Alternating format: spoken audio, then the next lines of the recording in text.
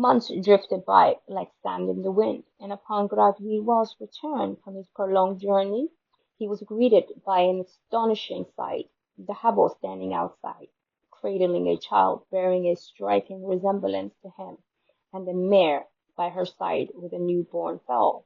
Consumed by tumult of emotions, Gradwil's initial reaction was one of disbelief and rage.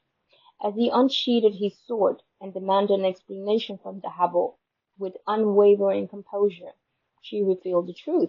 The child was indeed his progeny. In a pivotal moment of revelation, she produced Gradwil's ring and posed a question that shattered his illusion. Who did she give this ring to that night?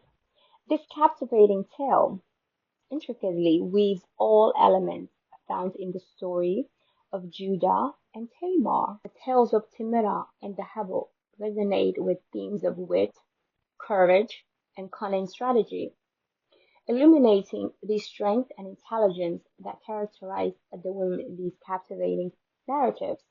Through the story of Timurah and the Dahabo, we witness the indomitable spirit of Somali folklore, where women play pivotal roles in shaping destinies and forging deep, impactful relationships.